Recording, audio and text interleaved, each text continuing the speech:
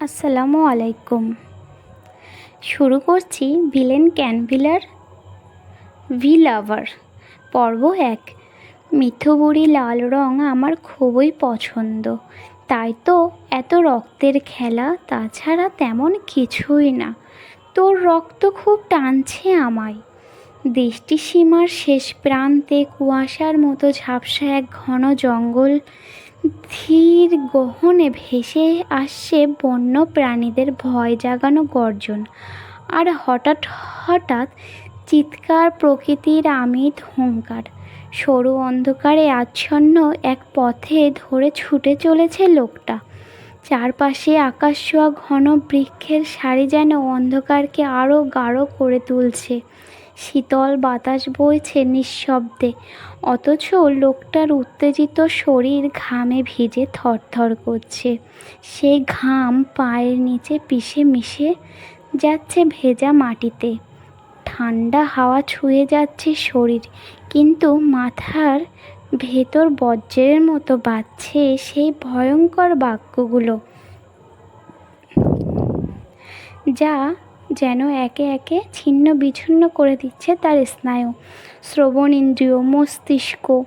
এই রাত, এই অরণ্য, সব কিছু ভয় তার উন্মত্ততার এক অদৃশ্য চক্রে বেঁধে ফেলেছে তাকে। গুমোট নিস্তবতায় স্পষ্ট শোনা যাচ্ছে লোকটার ভারী টান টান নিঃশ্বাস, যেন বুকের ভেতর জমে থাকা ভয় একটু একটু করে বেরিয়ে আসছে। সেই ভয় মৃত্যুর ভয়। ল্যাম্পপোস্টের নিজস্ব নিয়ন আলো ছড়িয়ে পড়েছে জঙ্গলের ফাঁক ফোকরে, আর সেই আলোর রেখা ধরে ছুটছে লোকটার বাঁচার এক মরিয়া প্রচেষ্টায়। ঘন গাছপালার ভেতর দিয়ে আঁকাবাঁকা রাস্তা যেন ধোঁয়াটে ভবিষ্যতের পথে নিয়ে চলেছে তাকে, যেখানে প্রতিটা বাঁক এক একটা মৃদু ফাঁদ, আতঙ্কে অস্থির চোখ। আশপাশ থেকেও কিছুই দেখতে পাচ্ছে না, কেবল ছুটে চলেছে সে প্রাণে বাঁচার শেষ ইচ্ছাটুকু নিয়ে। জঙ্গলের এবড়ো খেবড়ো পথ বারবার তাকে হোঁচট খাওয়ালেও থেমে থাকছে না সে। চোখে স্পষ্ট আতঙ্কের রেখা, ভেতরে তবু এক অসম্ভব প্রবল জীবনের টান। মৃত্যুর মুখোমুখি দাঁড়িয়েও যার মধ্যে এখনও চলছে বাঁচার ক্ষীণ আলো। হঠাৎ সামনে একটি গাড়ি দেখতে পেয়ে লোকটির অন্তরে জেগে উঠল এক টুকরো আশার আলো, একটা শেষ ভরসা। গাড়ির কাছাকাছি গিয়ে এক হাঁটু ভর দিয়ে থেমে পড়ল সে। হাঁপাতে হাঁপাতে যেন হারালো প্রাণ ফিরে পাওয়ার লড়াই চালিয়ে যাচ্ছে। এখনও শরীর বেয়ে ঘাম চুইয়ে পড়ছে মাটিতে, বুকের ধুকপুকানি একটু একটু করে থিতিয়ে আসছে। গাড়ির হেডলাইটের কাচ ভেদ করে ছুটে আসা আলোকে অনুসরণ করে সে এক অসাড় পা বাড়ায় সামনে, এক বুক বাঁচার আতঙ্ক নিয়ে। ঠিক তখনই নির্জনতা ভেঙে চারপাশ আলোকিত হয়ে ওঠে সোনালি রোশনাইয়ে। ঘুটঘুটে আধারে সে আলো যেন রাতের বুক ছিঁড়ে জড়িয়ে পড়ে তারার মতো জ্বলজ্বল করে। সেই মুহূর্তেই ঘন জঙ্গল ফুঁড়ে বেরিয়ে আসে সারি সারি কালো মার্সিডিজ, ঘিরে ফেলে লোকটিকে, ব্লক করে তার পথ। মুহূর্তে বদলে যায় দৃশ্যপট। আকাশ আলো রূপ নেয় আতঙ্কের আগুনে। ইঞ্জিনের কর্কশ গর্জনে দু হাত দিয়ে কান চেপে ধরে লোকটা। শিরদাঁড়ার বেয়ে নেমে আসে ঠান্ডা তরল স্রোত। হাত পা অসংহতভাবে কাঁপছে, চোখ সংকীর্ণ হয়ে গিয়ে স্থির হয়ে আছে সামনের গাড়ির অন্ধকারে ঢাকা ছায়ার দিকে।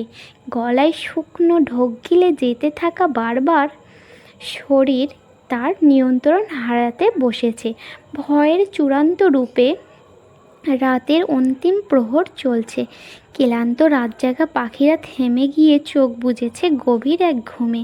স্যাঁতসেঁতে জঙ্গলের নিস্তবতায় ভয়ে চুপসে থাকা অস্তিত্বেরা নিঃশব্দে অপেক্ষা করছে কোনো অজানা পরিণতির। তবুও হঠাৎ করে গুমোট পরিবেশ যেন কান্নার মতো শব্দ তোলে। শোকগ্রস্ত বাতাস গেয়ে ওঠে নিঃশব্দে। লোকটির টানা ভারী নিঃশ্বাস ছাড়া আশেপাশে একটি পাতাও নড়ছে না। বাতাসও যেন ওজন মেপে বইছে। ঠিক তখনই হঠাৎ সামনে গাড়িটির হেডলাইট জ্বলে ওঠে। আলোর সেই বিস্ফোরণে উদ্ভাসিত হয়ে ওঠে এক মানব ছায়া, যে বসে আছে ফল্ডিং লন চেয়ারে গাড়ির সামনেই, যার মাথা থেকে পা পর্যন্ত কালো পোশাকে মোড়া। সেই অবয়ব দুই মুষ্টিবদ্ধ হাত রেখে বসে আছে কর্দমাক্ত আঠালো অর্ধতরল মাটির দিকে স্থির দৃষ্টি নিক্ষেপ করে। তার লম্বা চুলগুলো সামনে ঝুলে পড়েছে, যার ফলে ঘাট থেকে সরে যাওয়ার কানের নিচে ফুলে উঠেছে এক ক্ষীণ তীর ও ধনুর আকৃতির ট্যাটু। প্রতিটি কানে 3টি করে ফুটো। ফারলভ, আপারলভ, কনসিলে। হাতের পিঠে আঁকা রয়েছে এক ভয়ঙ্কর ড্রাগনের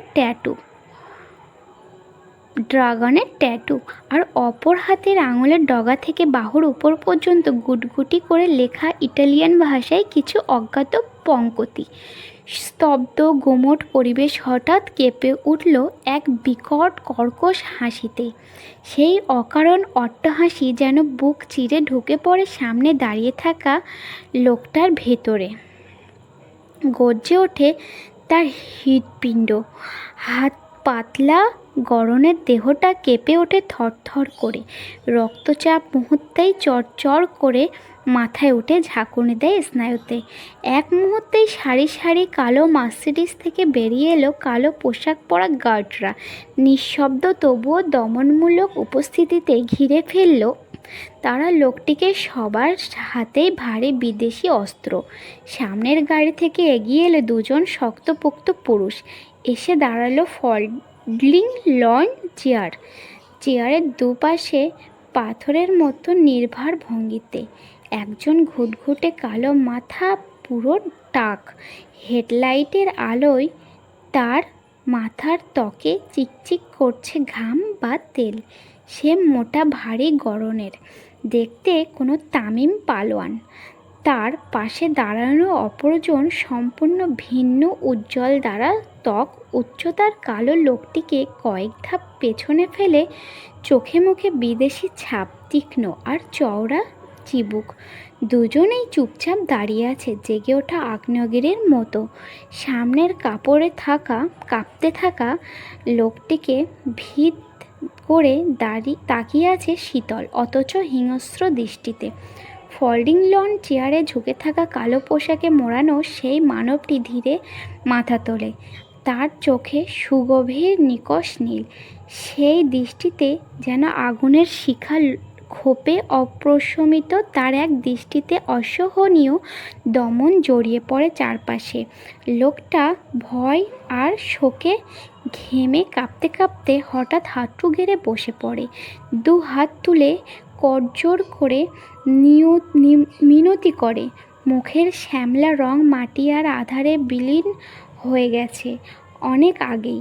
শরীর কাঁপছে এতটাই নিজের ভারসাম্য রাখতে পারছে না সে। ঠিক তখনই একযোগে সব গার্ড মেশিন গান লোড করে সেই যান্ত্রিক শব্দে এক মুহূর্তেই লোকটা ধপ করে পড়ে যায় মাটিতে। হাউ মাউ করে কেঁদে ওঠে একটা মধ্যবয়স্ক মানুষের ভিতরে ছিন্ন ভিন্ন অসহায়তা যেন ফেটে পড়ে কান্নার মাঝে।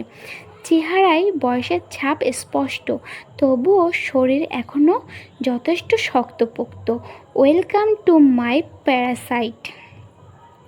রুক্ষ কর্কশ সেই গলায় উচ্চারিত বাক্যগুলো লোকটার স্নায়ু দিয়ে কাঁপন তোলে। মস্তিষ্ক নিউরন শ্রবণ ইন্দ্রিয় ঝাঁঝরা করে যায় মুহূর্তে। থরথর করতে করতে মাথা তুলে তাকায় লোকটা। নিস্তেজ চোখে দেখে তার যম সামনে বসে আছে আয়েশি ভঙ্গিতে, পায়ের উপর পা তুলে, যেন এই রাতটা তার ব্যক্তিগত খেলার মঞ্চ।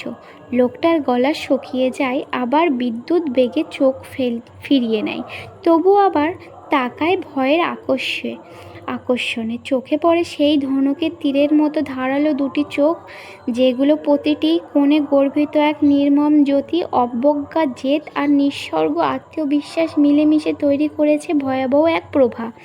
মানবটি সোজা হয়ে বসতেই তার চুলগুলো আবার ছড়িয়ে পড়ে কাঁধে, গোছানো নিখুঁতভাবে কাটা চুল। একবার দেখলেই বোঝা যায় চুলগুলো কেটেছে এক দক্ষ হেয়ার স্টাইলিস্ট নিখুঁত নকশায়। অথচ এই শীতল সৌন্দর্যের নিচে লুকিয়ে আছে এক ভয়ানক ঘূর্ণিপাক। সে সামনের চুলগুলো পেছনে ঢেলে দিল ট্যাটু খচিত হাতে। সিল্কের মতো মসৃণ ঘন কালো চুল সিঁথি বরাবর দুভাগ হয়ে ভ্রুর দুপাশে ছড়িয়ে পড়ল। কয়েকটা চুল যেন ইচ্ছে মতো আছে নেমে এলো চোখের উপর। যাও লাইনের তীক্ষ্ণতা তার মুখে ফুটিয়ে তুলেছে এক রুক্ষ পুরুষালী সৌন্দর্য। চেহারায় খানিক দেশীয় ছাপ থাকলেও ভঙ্গিতে ও চেতনায় স্পষ্ট সে বহিরাগত। গগুদেশের মাঝ বরাবর চোয়ালের ঠিক নিচে এক তির্যক কাটা দাগ। চেহারাটি স্কিন শেপ আর এতটাই ফর্সা যে তীক্ষ্ণ চিবুকের ফুটে উঠেছে তীরের ফলার মতো কাটা সেই দাগ। পুড়ে ছাই হয়ে যায়। সিগারেটের কালো ছাপ লেগে আছে ঠোঁটের চারপাশে। হঠাৎ সে ভুরু উঁচিয়ে ইশারা করে। সঙ্গে সঙ্গে দুজন গার্ড এগিয়ে এসে মাটিতে লুটিয়ে থাকা লোকটাকে টেনে তুলে আনে, হাঁটু ভেঙে বসিয়ে দেয় তার সামনে। লোকটার কণ্ঠ রুদ্ধ হয়ে আসে কান্নায়। তীরে শরীর থেকে ঘাম ঝরছে। ফ্যাঁসে কণ্ঠে কেঁপে কেঁপে বললেন, কে আপনি? আপনি কি ক্ষতি করে? আমি কি ক্ষতি করেছি? কথাগুলো ভেঙে পড়ে নিজেরই ওজনেই। এরপর হঠাৎ হেঁচকি তুলে গলা গিয়ে ফিসফিস করে বললেন, আমার মেয়ের বিয়ে কাল, দয়া করে আমাকে ছেড়ে দিন। লোকটার ব্যথা ভেজা কণ্ঠস্বর মুহূর্তেই হারিয়ে যায় মানবটির বিকট পৈশাচিক হাসিতে। সেই হাসি যেন জঙ্গলের প্রাচীন গাছগুলোকে ধাক্কা খেয়ে প্রতিধ্বনি হয়ে ফিরে আসে।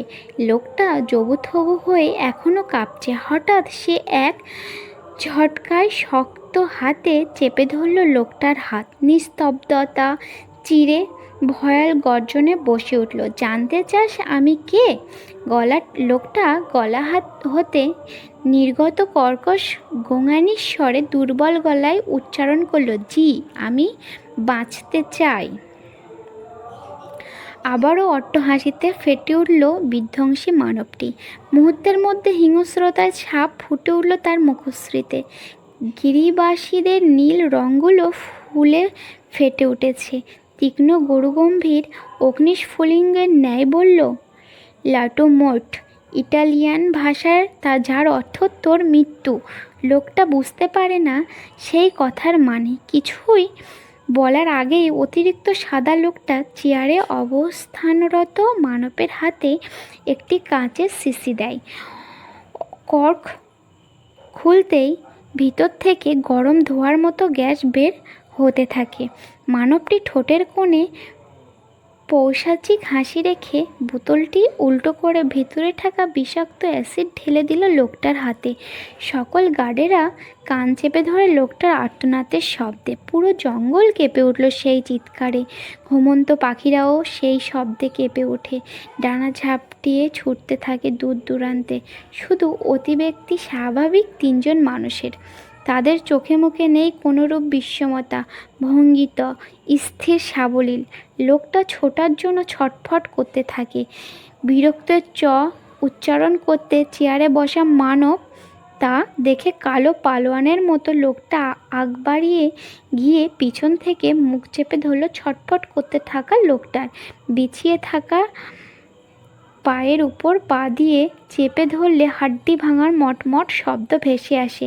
122 কেজি ওজনের মানুষ একজন মধ্যবয়স্ক লোকের পায়ের উপর উঠে দাঁড়াতেই কাদাযুক্ত মাটির সাথে মিশে যেতে থাকে লোকটির হাঁটুর নিচের অংশ।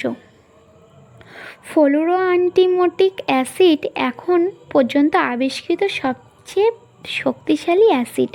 অ্যান্টিমনি, ফ্লোরিন এবং হাইড্রোজেন প্রধান উপাদান। এটি হাইড্রোজেনের ফ্লোরাইড এবং অ্যান্টিমনি ফ্লোরাইডের মিশ্রণ, যাতে বিভিন্ন ক্যাটায়ন এবং অ্যানিয়ন রয়েছে। এটি পিএইচ শতকরা সালফিউরিক অ্যাসিড কুইন্টিলিয়ন গুণ বেশি। এটির প্রতিক্রিয়ায় লোকটির হাত থেকে মাংস খুলে পড়ছে। গলিত মাংসগুলো কদমা মাটির সাথে মিশে যাচ্ছে। তৎক্ষণাৎ মাংসগুলো খুলে পড়তে পড়তে একসময় হাতের হাড্ডি ভেঙে উঠল। ছটফটানি কমতে থাকে লোকটার, অসাড় হয়ে আসে শরীর, হঠাৎ ছেড়ে দেয় নিস্তব্ধের ভঙ্গিতে। মানবটি কালো লোকটাকে ইশারা দিয়ে সঙ্গে সঙ্গে বলিষ্ঠ হাত দিয়ে লোকটার মুন্ডু দুপাশে স্থিতিভাবে দুবার ঘুরিয়ে আচরণ সর্বশক্তি ব্যয় করে এক টানে ঘাট থেকে মুন্ডু আলাদা করে ফেলল। নিমিষেই দেহ থেকে পরাণ পাখি ওড়া দেয় দূর আকাশে। ছটফটানোর সুযোগও পায়নি লোকটি। গলায় ফিনকি গিয়ে গড় গড় রক্ত বের হতে থাকে। তাজা লাল তরল উষ্ণ রক্ত গিয়ে ছিটকে পড়ল পৌষাচিক আত্মার মানবটির মুখে। ফর্সা অভয়র রক্তের অতলে ঢাকা পড়ে গেল।